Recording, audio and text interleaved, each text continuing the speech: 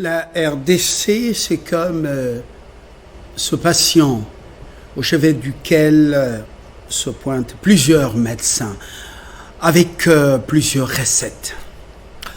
Surtout en ce moment où elle fait l'objet d'une agression rwandaise. Avec également l'Ouganda qui ne le dit pas ouvertement, mais dont la position est diffuse. Herman Cohen l'a dénoncé et demande même à la RDC, surtout à son armée, de faire la guerre au Rwanda et également à l'Ouganda. Herman Cohen, l'ancien diplomate américain à la retraite, ancien sous-secrétaire d'État américain en charge des affaires africaines, va jusqu'à demander au département d'État de pouvoir lever l'embargo qui pèse sur la RDC, l'embargo d'armes. Et puis, ouvertement, il ne porte plus de gants. Il dit que c'est l'Ouganda et le Rwanda qui entretiennent et nourrissent les milices en RDC. Parmi les recettes, il y a cette affaire de la force régionale, avec autant de pays, 7 au total, ou 6, une force régionale qui y a commencé à être déployée. Le Burundi est déjà chez nous. Le Kenya, dans quelques jours. Mais le général, qui serait à la tête du contingent kenyan, dit que oui, cette force kenyane sera donc dans la zone tampon et ne va pas attaquer le M23. Ça surprit plus d'une personne. Alors, ils vont venir en tourisme ou ils viennent pour éradiquer totalement les groupes armés. C'est le questionnement qui va justement alimenter le débat autour de ces tables. Alain Aling, à mon extrême gauche, mon extrême droite, il est un cadre du PPRD. C'est donc le FCC, il est secrétaire national. Et puis, juste à côté de moi, donc à ma gauche, c'est Claudel Chikamba. Il veut bien être analyste politique, mais il a des couleurs politiques. Il est membre de l'Union sacrée. Juste à côté de lui, c'est Mupili Carlos. Il est membre de la société civile. Jusque-là, il n'a pas changé de camp. Alors, bon retour. Merci, bon retour. Voilà. Je salue aussi les téléspectateurs. Pour ceux qui m'impliquent, qui je suis toujours société civile. Merci. Alors, vous comprenez qu'il est là en attendant qu'on lui propose aussi le temps, les assiettes et la nourriture. Quand ce sera son temps, il partagera avec vous. Vous avez compris le message. Alors, parmi les retardataires, c'est Eric Chiswaka qui va nous rejoindre dans quelques instants. Il est de AFDC. Nous allons ouvrir ce débat avec vous, Carlos Mupili Kabiuma. Carlos, cette zone régionale, cette force régionale, en tourisme ou réellement pour traquer, parce que l'ultimatum a été donné depuis Nairobi, il faudra qu'il puisse abandonner les armes et qu'il puisse sortir des groupes armés. Ça n'a pas été fait. Parmi eux, le M23.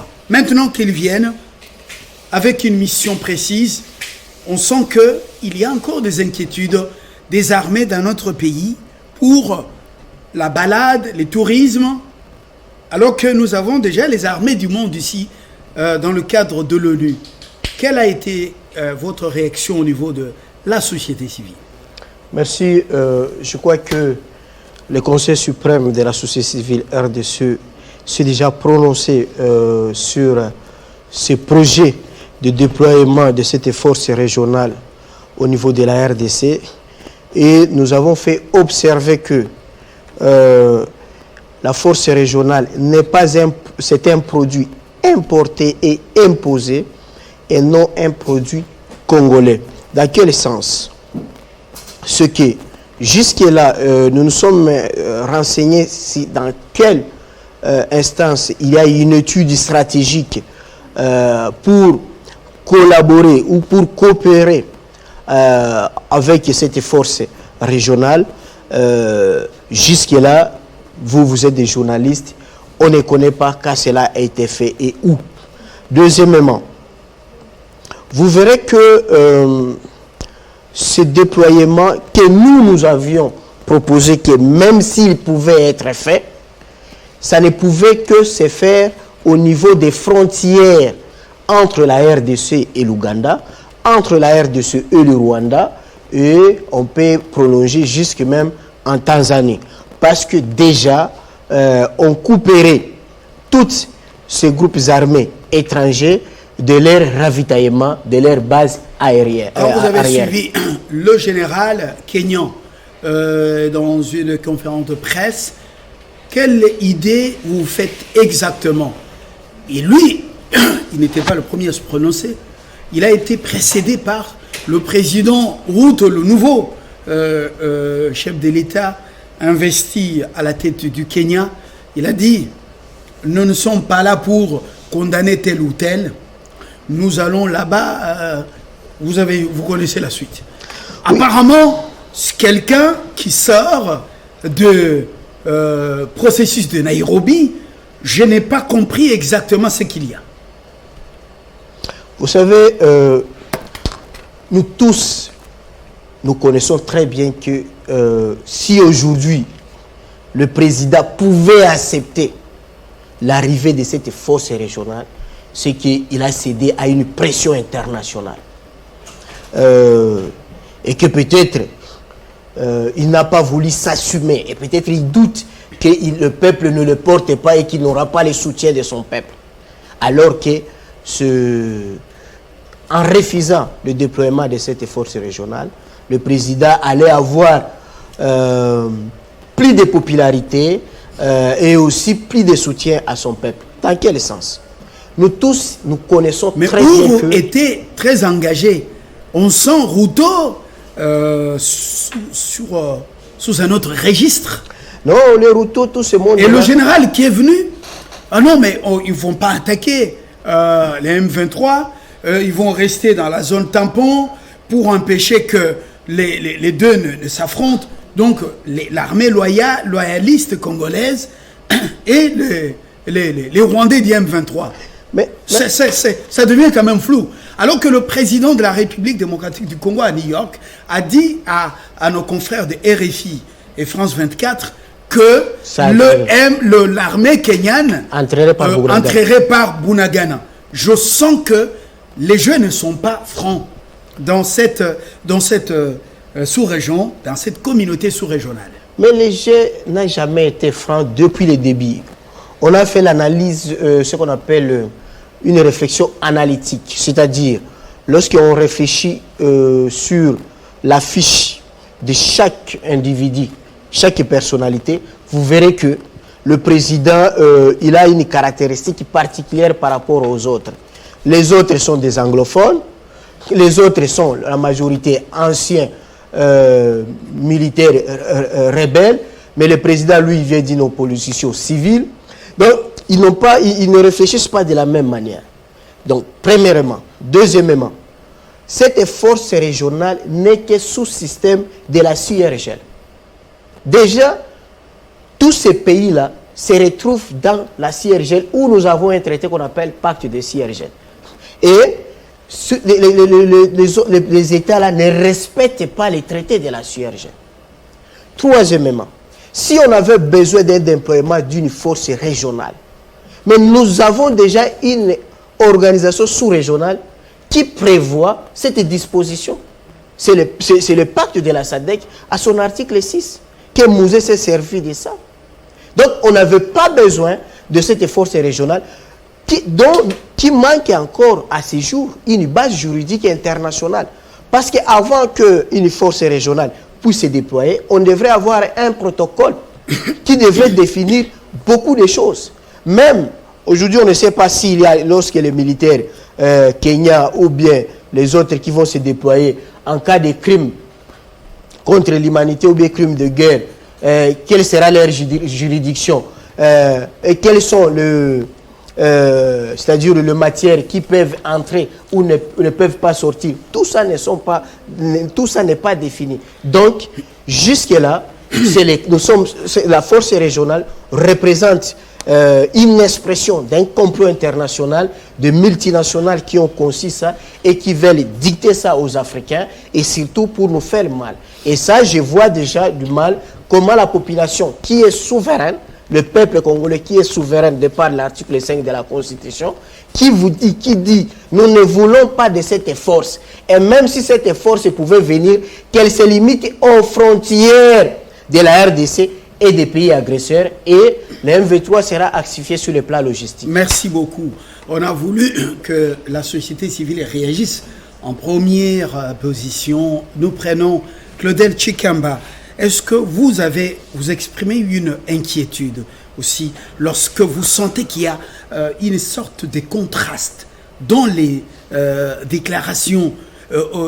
Est-ce que vous avez l'impression que ceux qui viennent sont réellement sincères avec nous? Surtout les Kenyans.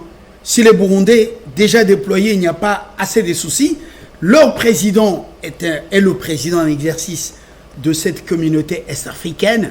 Mais Ruto a changé de langage et le général qui serait à la tête de cette force a également donné des signaux qui ne rassurent pas Kinshasa et surtout le peuple congolais.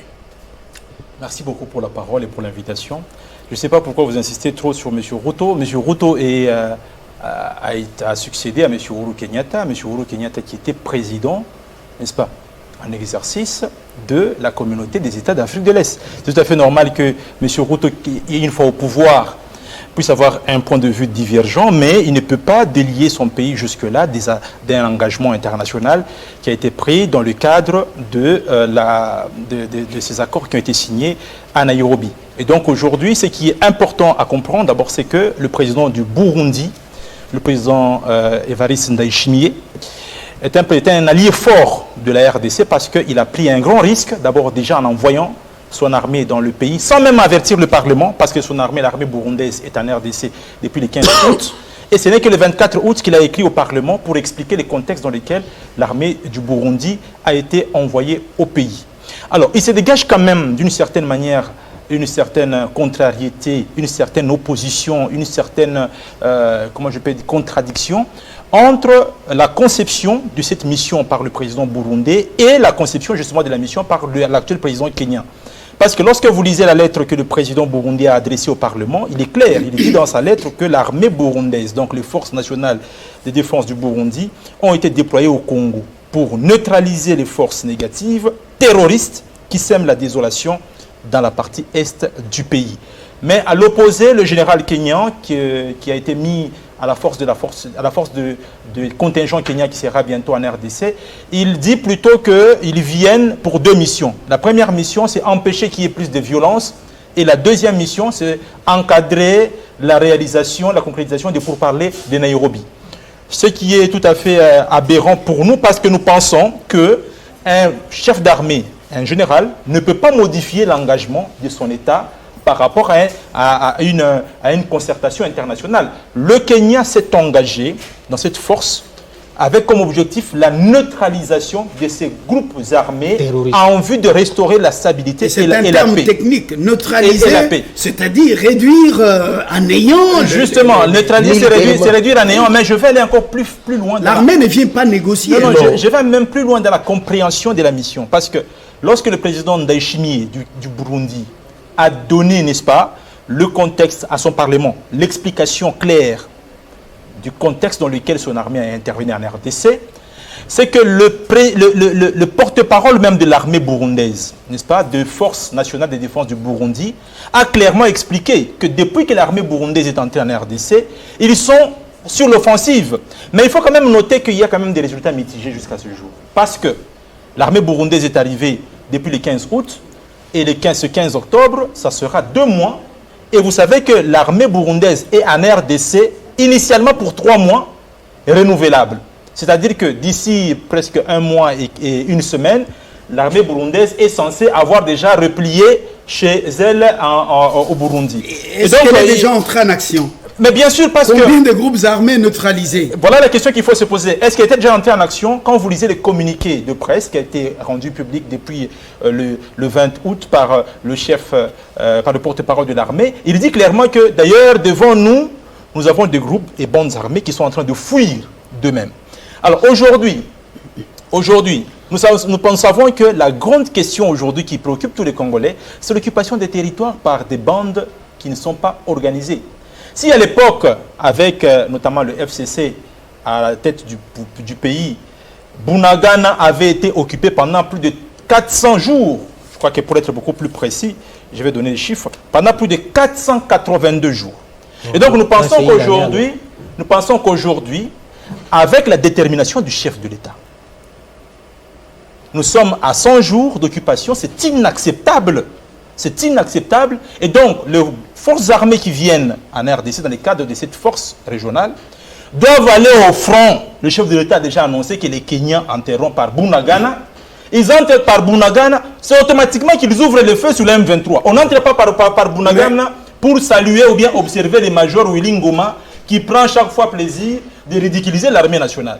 Ils entrent par Bunagana en ouvrant directement le feu. Et donc les Kenyans ne doivent pas jouer. Est-ce que Ruto est dans cette logique lorsque vous suivez Mais s'il n'est pas dans cette logique, c'est lui le commandant suprême des forces kenyanes.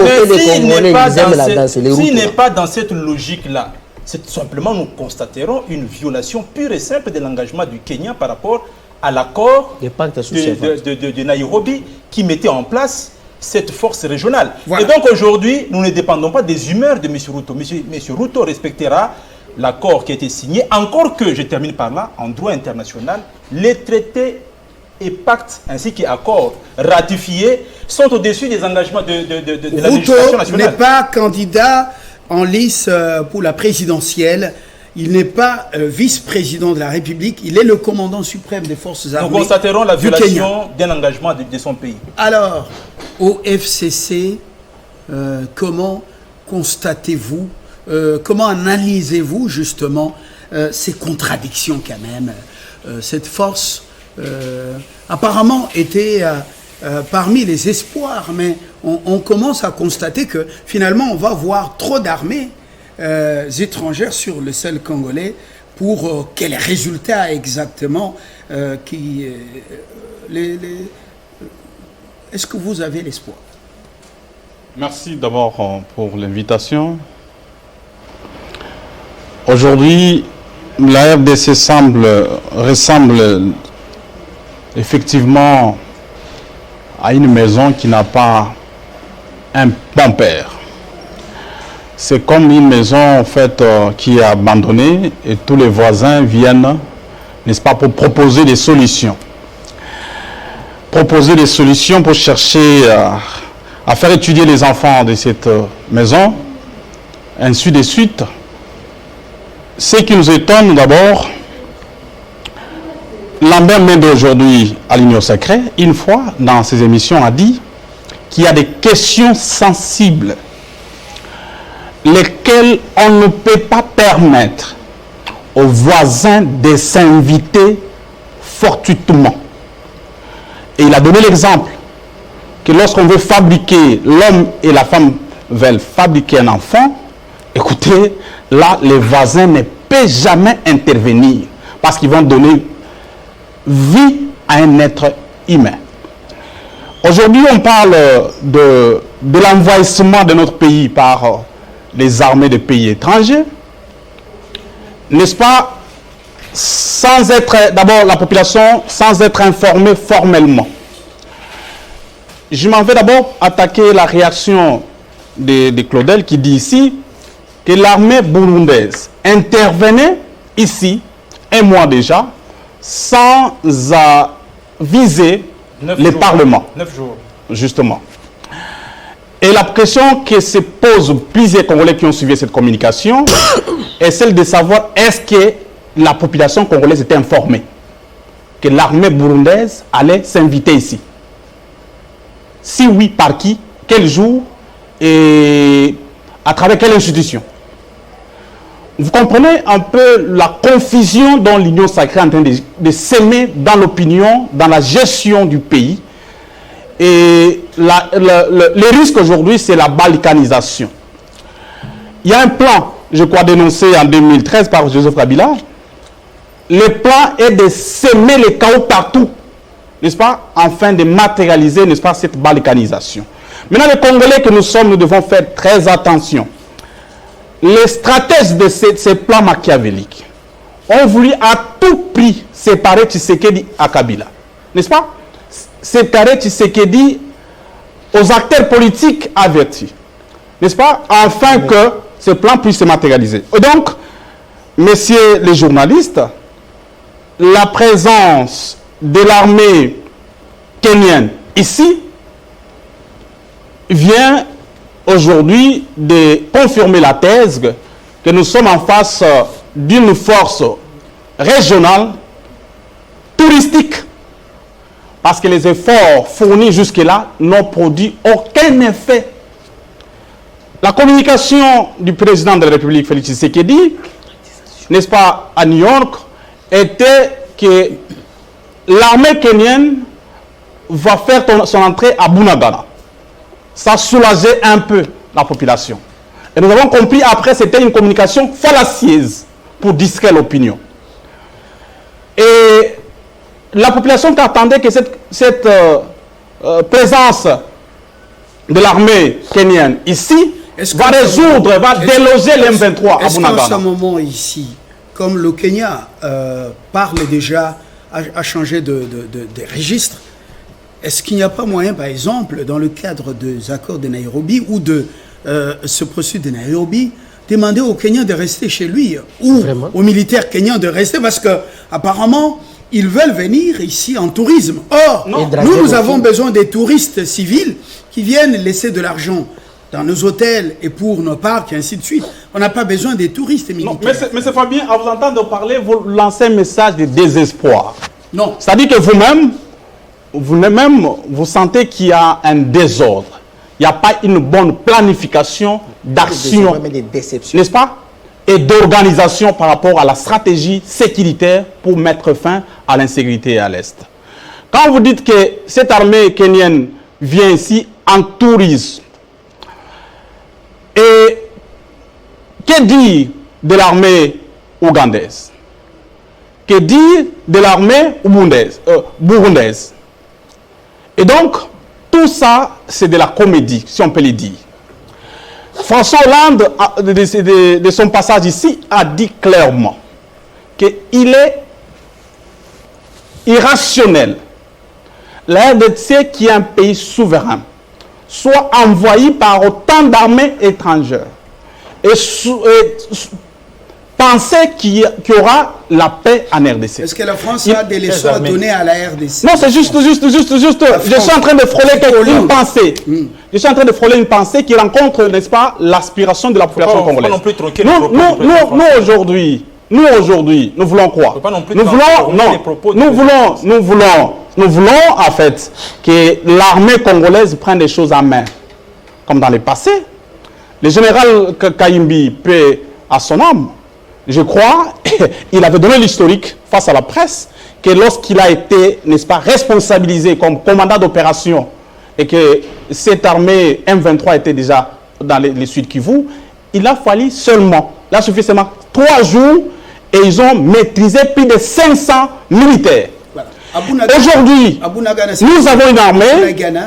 Il n'y a pas de moutons ni de vaches. Il y a des Congolais et des Congolaises, hommes, femmes et enfants. Est-ce qu'il faut libérer Bunagana en tuant les Congolais? C'est la question aussi. Non, mais écoutez, nous ne sommes pas ici dans cette approche-là de tuer la population.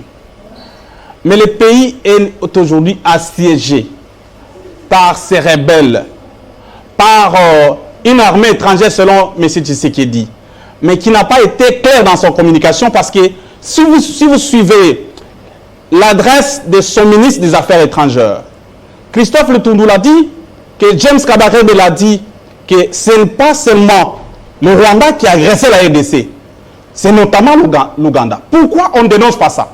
Parce que Sultani Makenga, est-ce que vous avez des éléments? Non, mais écoutez, un ministre, n'est-ce pas, en fonction, vous dit qu'il a récolter ces informations auprès d'un officier d'un pays étranger. Et toi, un monsieur, tout le monde va le contredire. Écoutez, soyez quand même honnête et modeste. Nous sommes sur un plateau. C'est pour dire. Non, c'est pour dire. Ça, c'est pour dire que, d'abord, nous aujourd'hui, on peut établir une complicité tacite du gouvernement.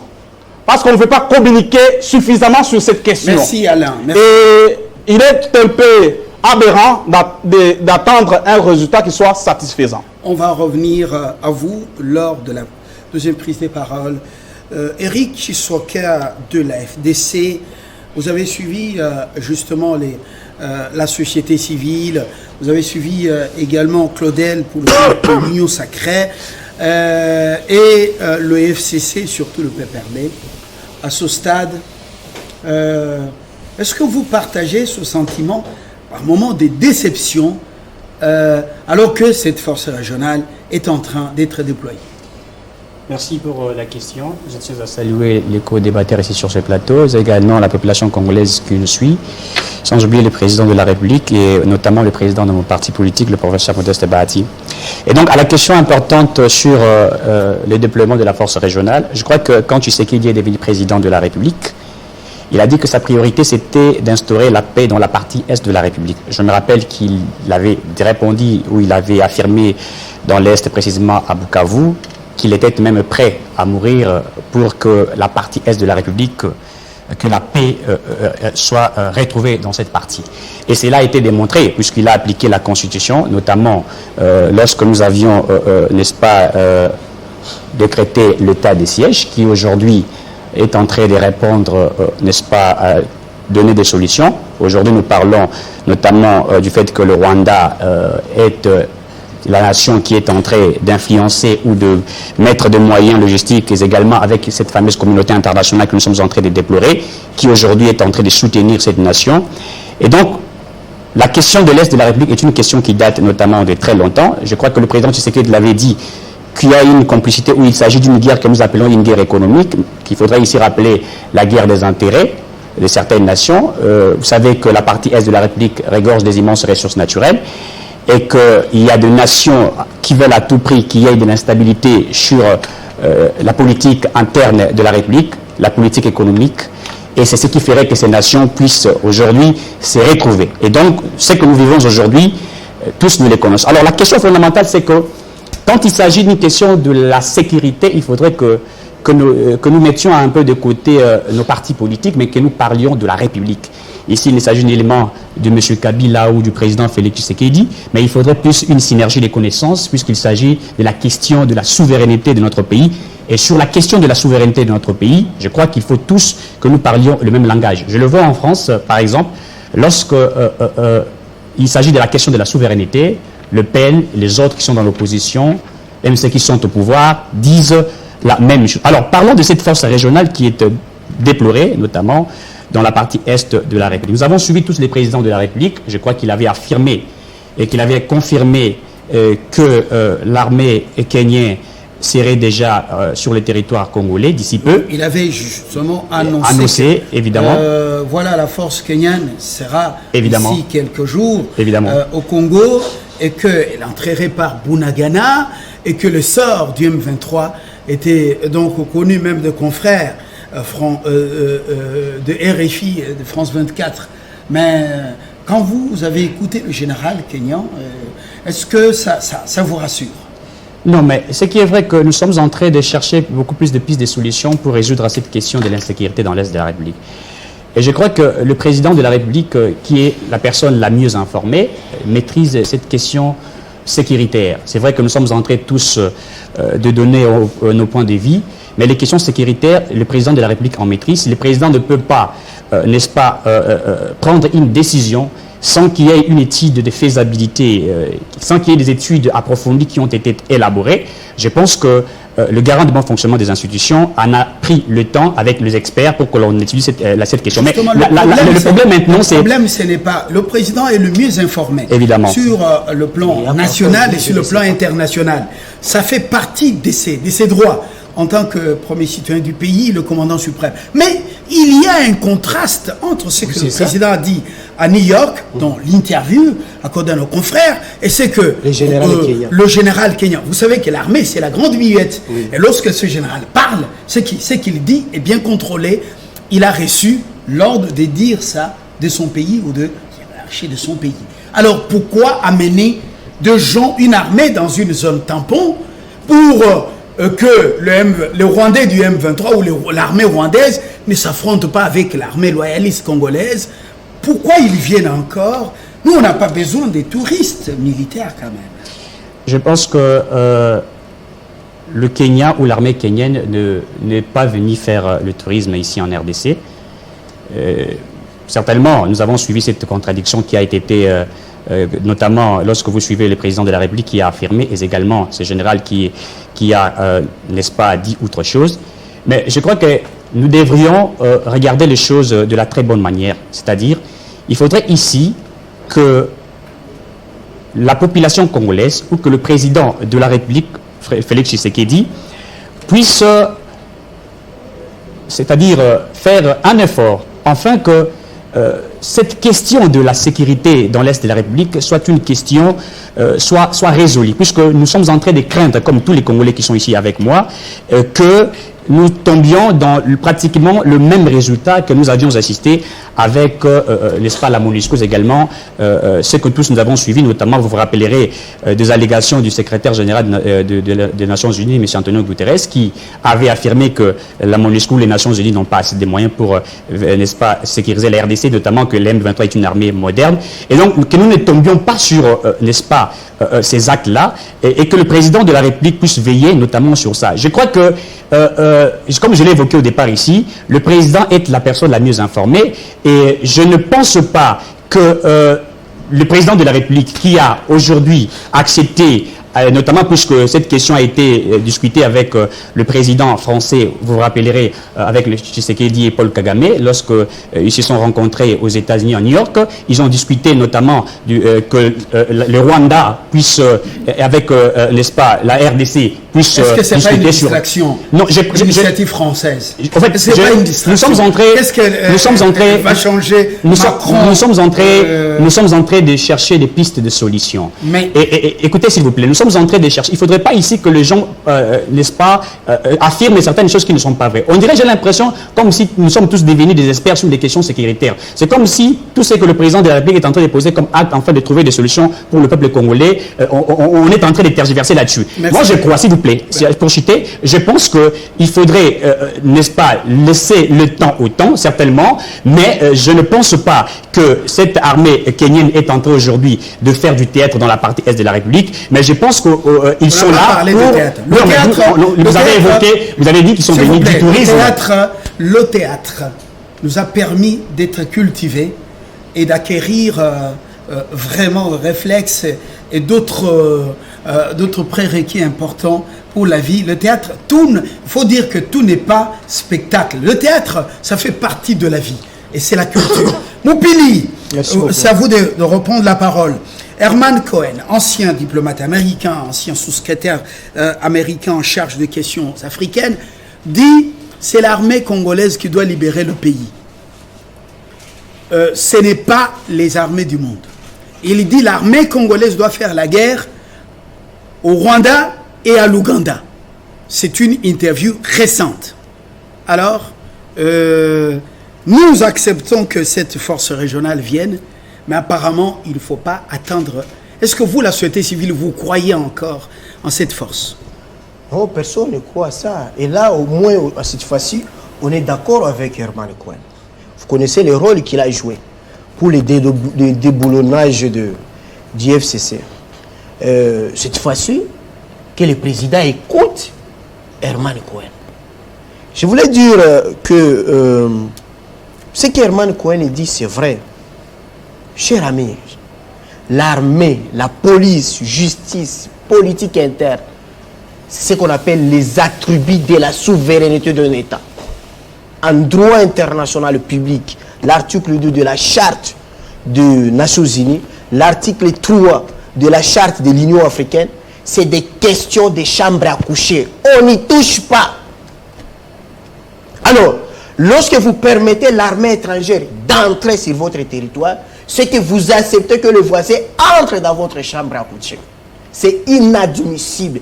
Aujourd'hui, la présence de l'armée kenyane sur notre sol, c'est comme vous, Tshisekedi, vous acceptez que votre voisin entre dans votre chambre à coucher. Et à 0 heure.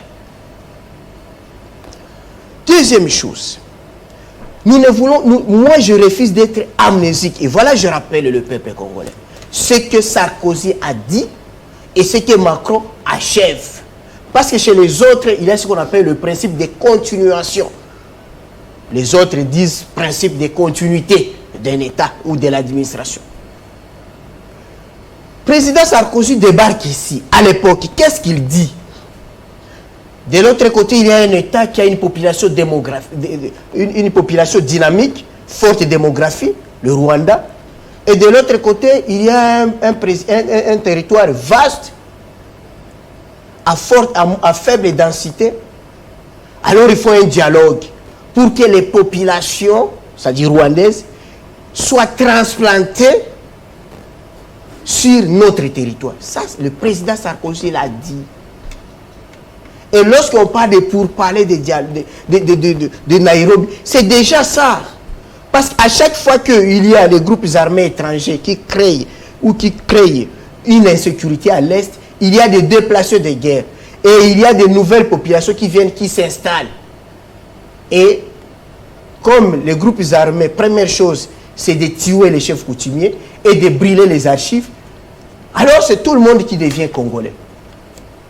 Maintenant, je suis d'accord avec Herman Cohen parce qu'il rejoint Joseph Kabila, le président honoraire. Qu'est-ce qu'il dit dans son discours?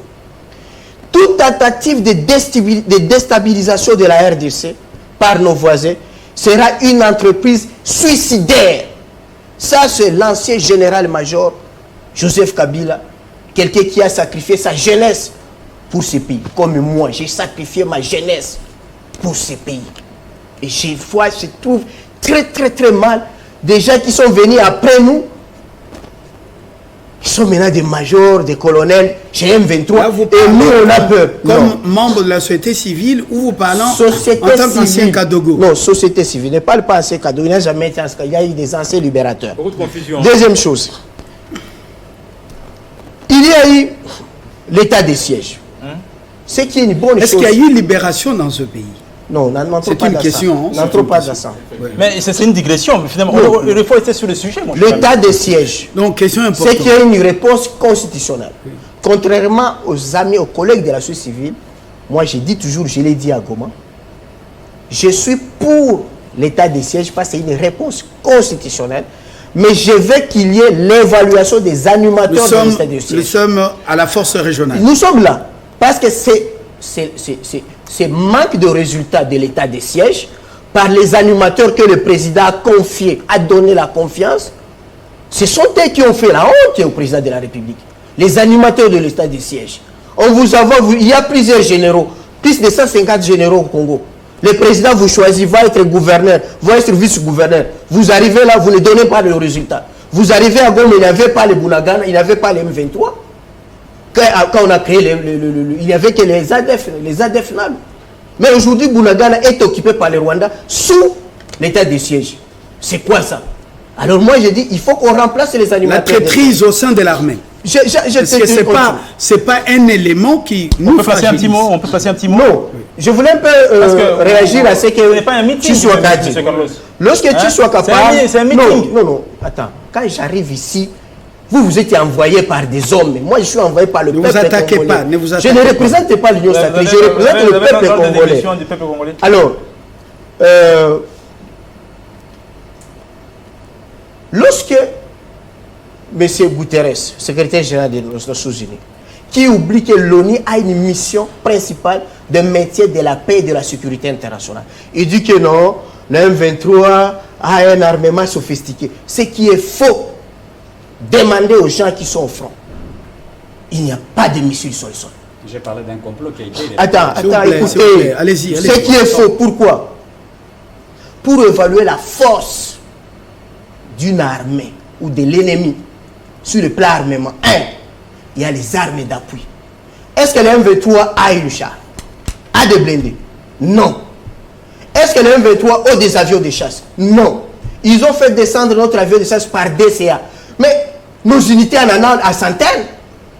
Donc vous voyez déjà que ce que l'autre, la MONUSCO, dit, c'est faux, c'est une guerre psychologique pour démobiliser les peuples. Et pour terminer, le président, il a fait son discours, mais il doit être accompagné.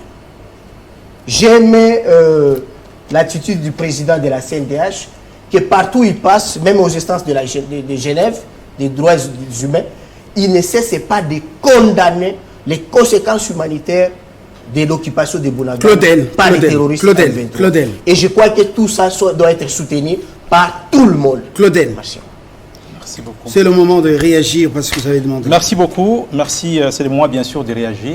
Cher ami, il faut vraiment bien vous informer. La question du commandement des différents contingents qui feront partie de la force régionale qui va intervenir dans le cadre de la communauté de l'Afrique de l'Est a été réglée. Lorsque vous lisez, d'abord lorsque vous regardez la constitution du contingent burundais, les Burundais ne se dirigent pas eux-mêmes au Congo. C'est un commandant, un général congolais qui dirige les troupes et il est suivi par un général burundais. C'est où là? Ça sera la même chose. Laissez-le vous informer. Vous êtes il n'est pas informé. Il n'est pas informé. Il n'est pas informé. C'est nous qui avons la parole. C'est une chaîne respectueuse. Dites-moi que vous venez vous informer. Est-ce qu'on peut être ordonné? Si vous venez vous informer sur Même le la plateau. société civile, c'est pas une foire. Non, s'il vient s'informer sur le plateau, je le renvoie au point de presse qui a été tenu par le porte-parole des Forces nationales de défense du Burundi. Ils sont au front. Le 20 août dernier. Et donc, vous pouvez taper même dans votre téléphone, si vous avez des mégas bien sûr, vous allez voir cette information-là. Elle est là. Et donc, je reviens dans ce que je disais. La Constitution, le commandement n'est pas donné aux forces étrangères. Même le général kenyan qui parle, quand il sera en RDC, il y a un général congolais qui va diriger les contingents et lui sera un adjoint. C'est comme ça que le dispositif des commandements a été donné. Et le document. Et donc, je vous renvoie à aller sur votre téléphone, à aller dans le moteur de recherche Google et à chercher le point de presse tenu par le porte-parole de l'armée burundaise en date du 20 août, monsieur. Vous devez vous informer et pas venir sur le plateau sans être informé. Voilà pourquoi vous racontez votre vie ici. Deuxième chose, j'entends ici, on chante la gloire de certaines personnes et on veut l'opposer comme si, on vous a dit clairement, et je salue cette intervention, c'est une question de la République et nous devons avoir une attitude républicaine. Le M23 a occupé la cité de Bunagana. C'est faux. Du jeudi 5 juillet 2012 au mercredi 30 octobre 2013, soit pendant 482 jours. Et à la tête de ce pays, il y avait le général-major Joseph Kabila Kabange. Le M23 a fait même une percée jusqu'à occuper la ville de Goma. Pour libérer Goma, il fallait une intervention de la communauté internationale. Pourquoi le M23 a cette... Pourquoi le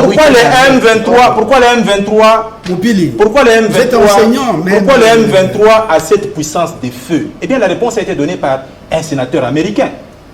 Lorsque le président de la Chambre des relations extérieures du Sénat américain a écrit au gouvernement américain. Président de la commission. Président de la commission, merci beaucoup. J'espère que vous êtes informé de cette lettre.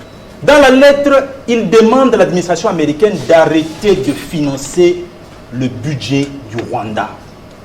140 millions de dollars pour l'année 2022 et 143 millions de dollars prévus pour l'année 2023. Eh bien, c'est l'ensemble du budget d'équipement de l'armée congolaise. Ce qui donne aujourd'hui du zèle au Rwanda d'aller intervenir même jusqu'en Centrafrique et ce qui donne du zèle au Rwanda aujourd'hui de mener des opérations partout dans l'est de la RDC. Et donc aujourd'hui, quelle est la solution? La solution qui s'impose à nous aujourd'hui, c'est comme le président de la République l'a dit, il a proposé un plan avec 5 tout simplement volets. Peut-être que vous ne l'avez pas lu.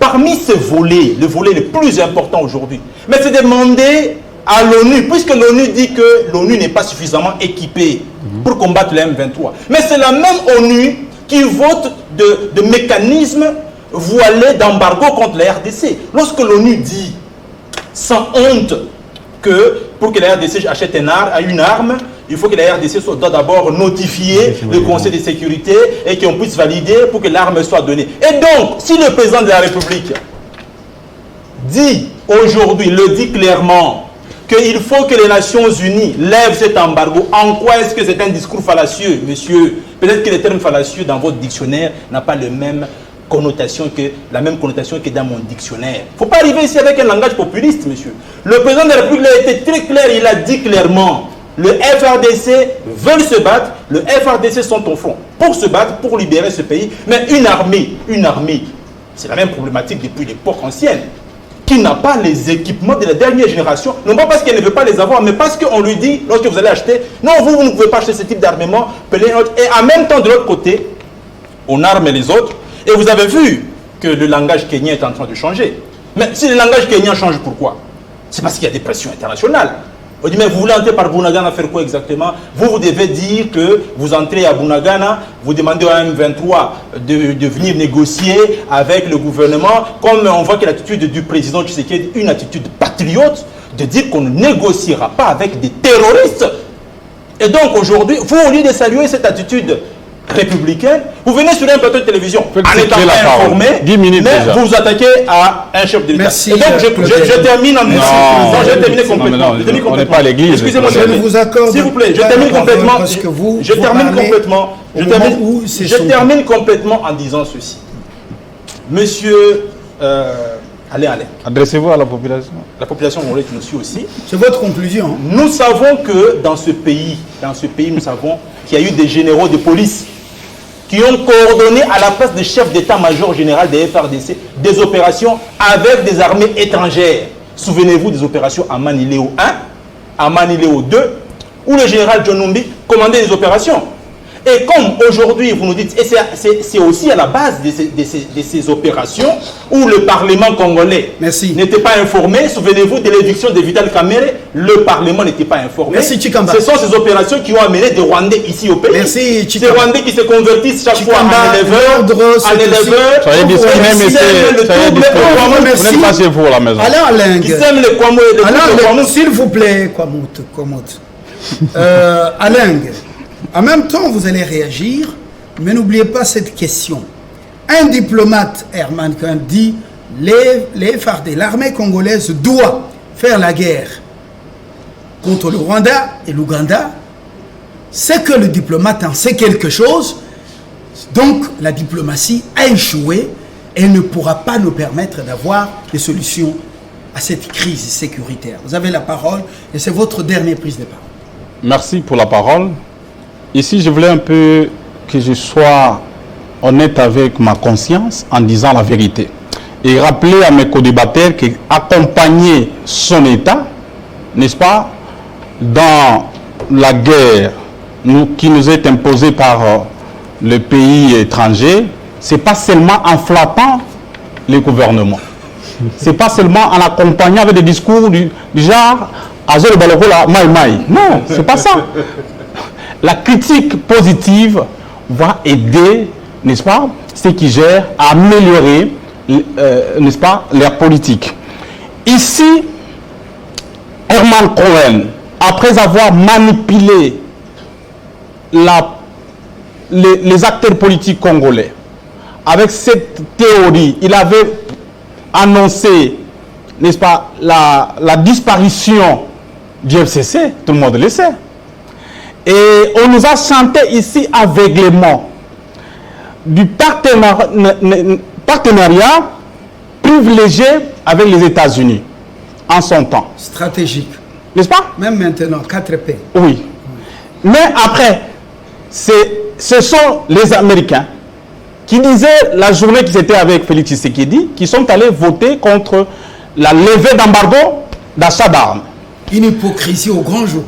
Après que la nuit, comme on a toujours dit, a porté conseil, n'est-ce pas, dans les chefs TC qui gèrent, on peut parler dans le même langage. Parce que depuis la nuit des temps, nous, nationalistes kabylistes, nous avons toujours dit qu'on ne peut défendre sa nation si on est vraiment patriote en connaissant l'histoire de son pays. Ce pays a été déstabilisé avant l'indépendance pendant l'indépendance, après l'indépendance, Et ça me souffle une petite question. par des impérialistes. Au regard de ce constat amer, que les pyromanes, qui n'ont besoin que de nos richesses, allument le feu entre le Congo et ses voisins, alors à l'interne, est-ce que c'est le moment de se rentrer dedans ou c'est le moment de se souder dans une cohésion, Écoutez, s'il vous plaît, dans une cohésion pour faire échec à tous ces plans? nous sommes dans notre peau des gardiens de la République.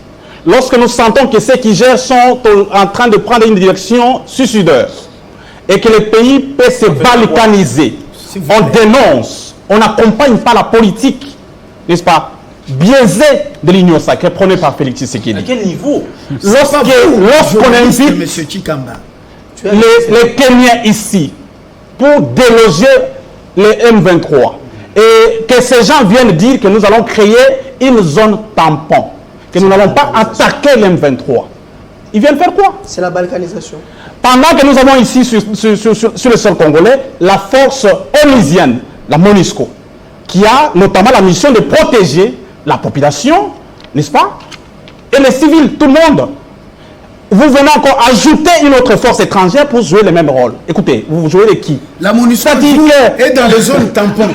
Et maintenant, la écoutez, force régionale est dans les zones tampons. Alors finalement, Mais cette collègue vous prenez Tshikambi, des imbéciles ou quoi? vous êtes en train de vous tromper vous-même. Nous avons... Vous êtes en train de vous lier par votre propre piège. Monsieur Chikamba, Il fait semblant Vous de... êtes en train de creuser votre propre piège. Vous avez parlé ici, hasardeusement, de la politique sécuritaire prônée par Joseph Kabila, ancien président de la République. L'armée congolaise était classée 8e. Écoutez, ce ne sont pas des fictions. Ce ne sont pas des fictions. Chikamba, Faux et archi-faux. Tout le monde On sait n'était pas encore que sous Joseph Kabila, comme chef de l'État, les M23 étaient boutés dehors et ces milices étaient transformées en partis politiques. Ils n'existaient plus que pas. C'est après le départ de Joseph Kabila à la tête de ce pays qui se sont fait encore la santé sécuritaire pour, en fait, militaire pour mais aujourd'hui commencer à parler. Et donc, écoutez, entre le jour et la nuit, il n'y a pas match. Aujourd'hui, franchement, il faut accepter qu'on a échoué. Nous avons pris une mauvaise direction. Et deuxièmement, diplomatie qui a changer échoué. de langage. La diplomatie Au niveau, a échoué. oui. Alors il faut suivre les conseils d'Herman Cohen. Pas totalement, parce qu'en fait, moi, je n'ai jamais cru, n'est-ce pas, à tous ceux qui ne sont Non, pas sincères c'est avec l'option nous, militaire qui sont au fait motivés par l'intérêt de leur pays. Est-ce que ça valait la peine, cette force est-africaine? Ici, maintenant, il faut Est-ce que d'abord ça valait changer le discours de ceux qui gèrent. Pas le discours du genre, la fameuse opposition. Tout ça, des choses comme ça, non, ça frise de la légèreté. Vous déplacez les débats. Écoutez, la cohésion va des actes qu'on pose pour inviter les autres à la table, pour parler le même langage. Quand la France est attaquée, écoutez, les chefs d'État ne s'adressent pas comme un acteur politique à ses compatriotes. Ils parlent comme garant de bon fonctionnement de toutes les institutions, n'est-ce pas, et de la défense de la sécurité de sa nation. Et la question de la souveraineté de notre nation, il faut prendre ça au sérieux, n'est-ce pas, pour que l'ennemi puisse, n'est-ce pas, sentir la force, cette force de tous les Congolais derrière les FARDC. Mais on ne vous a pas vu N'est-ce quand pas? même l'opposition Ouais. aller vers Félix Tshisekedi pour dire la nation est en danger. On se donne des coups pour l'instant, formant un bloc. Non mais écoutez, Le danger est- en tant que la des nation est en patriotes, danger. nous avons engagé des actions En faisant quoi? politiques pacifiques à travers la République, les marches pacifiques, en soutenant l'action menée par les militaires sur terrain. Mais on ne vous sent Mais- pas vous aussi condamner le Rwanda. Non mais écoutez, quand nous disons que les accords signés pour donner au Rwanda l'exploitation de l'espace aérien, l'exploitation de l'air, l'or, de Sakimo, tout ça, que nous ne sommes pas d'accord. C'est-à-dire quoi? C'est-à-dire que nous ne sommes pas tout à fait d'accord dans cette politique de continuer à donner le bien au Rwanda, parce que notre pays nous appartient. Nous n'avons pas d'autre ciel d'aller se réfugier, si ce n'est qu'ici. Eric Et donc, Tshisekedi. il va de notre terrain Votre de parler conclusion. un langage fort et clair lorsque nous voulons communiquer sur cette question, afin que l'ennemi puisse avoir peur de nous. Eric Tshisekedi, finalement, Beaucoup de méli-mélo, s'il vous vraiment. plaît, finalement, où allons-nous? Trop de forces étrangères, trop d'armées. chez nous, les Chiliens, les Ukrainiens, ils sont déjà partis. Trop de forces étrangères chez nous. Alors finalement, nous allons où? Diplomatie sur la table, option militaire sur la table, où allons-nous? Très bien.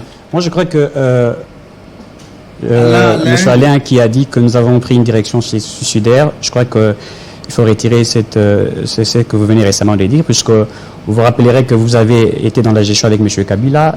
Le budget pour l'armée pendant pratiquement 18 ans était, si je ne m'abuse pas, de 150 millions, je crois, de dollars. Non, mais si je ne me trompe pas.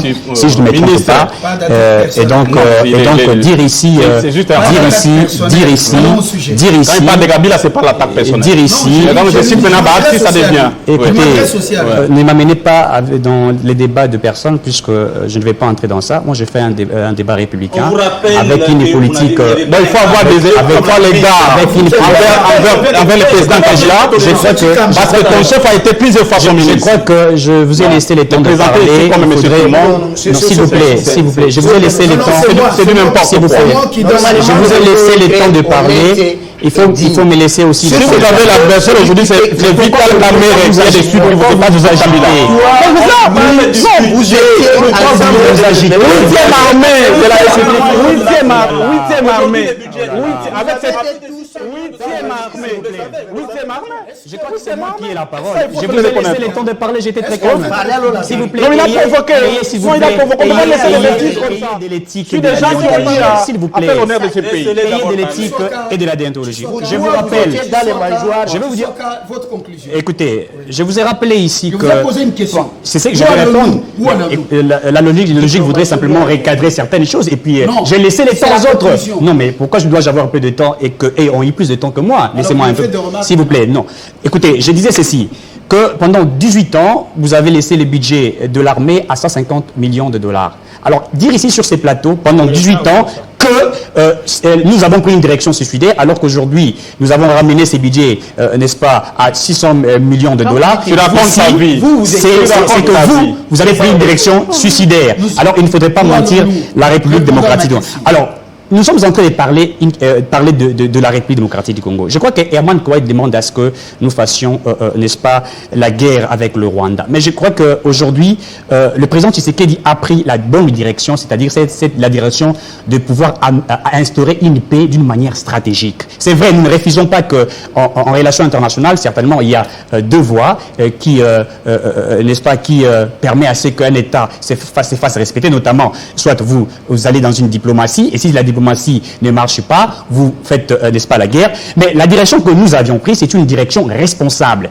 Nous voulions, n'est-ce pas, aboutir à un résultat responsable, c'est-à-dire le président Tshisekedi ne veut pas que, ici en RDC, qu'il y ait, n'est-ce pas, un scandale qui doit être créé, puisqu'aujourd'hui, vous savez, avec moi, que la guerre que nous avons aujourd'hui, c'est une guerre des intérêts économiques. Nous avons parlé de la fameuse communauté internationale. Bunagana est pris par les M23, les M23 est soutenu par le Rwanda. En réalité, le Rwanda est un petit pays, mais qui a des forces obscures qui sont derrière. Alors, la bonne logique et la bonne manière de pouvoir instaurer la paix dans la partie est de la République, c'est notamment ce que le président Tshisekedi a fait. Je tiens à vous féliciter puisque vous avez reconnu, n'est-ce pas, l'état de siège qui a été, n'est-ce pas, instauré par le président Tshisekedi, qui aujourd'hui a apporté des résultats, puisque vous parlez de l'échec pendant que vous saviez que cet état de siège a apporté des résultats devant, n'est-ce pas, la fameuse communauté internationale, devant la politique étrangère. Nous avons affirmé le Rwanda qui faisait partie des États qui ont influencé sur la guerre dans l'Est de la République. Et également, nous sommes en train d'aller à petit fait à une résolution. Et je pense que la politique du président Tshisekedi, c'est une politique d'instaurer une paix durable. Tshisekedi est un homme de paix. Et je pense que les Congolais connaissent quelque chose. Mais j'ai eu moins de temps que les autres. Je pense que ceux qui nous suivent peuvent en témoigner. J'ai eu moins de temps que les autres. J'ai eu moins de temps que les autres. Vous êtes d'abord arrivé en retard. Non, mais quand il parlait, j'étais là. Merci. Donc, j'ai commencé merci même pour à dans votre studio, vous ne pouvez même pas. S'il vous plaît. Vous allez apprendre la S'il vous plaît. Et Union Sacrée, vous êtes à deux. Je conclue. Il faut vous informer avant de venir. Je conclue. Évidemment. Vous avez une société civile qui est équilibrée, Ouais. mais qui vous donne aussi des cartouches. Bon, merci Alain, merci Claudel, Merci Carlos, merci Eric. Merci beaucoup. Je sais que le Congo ne partira pas. Bunagana, nous allons les récupérer. Ah ben, le Rwanda, quel que soit ce que vous appelez force obscure, on sait que ce sont les anglo-saxons et surtout les multinationales avec des politiques. Le temps du Rwanda, de sa page tournée, approche. Le Congo, on doit appliquer la sagesse, l'intelligence pour nous relancer parce que la transition énergétique, c'est nous. Nous sommes plus que la Russie parce que ce que nous avons dépasse ce que la Russie a. C'est possible de se remettre sur la scène et de pouvoir changer le paradigme. Ça demande qu'on soit conséquent, économe notre pays, qu'on cesse la traîtrise et la politique du nombril. À très bientôt. Au revoir.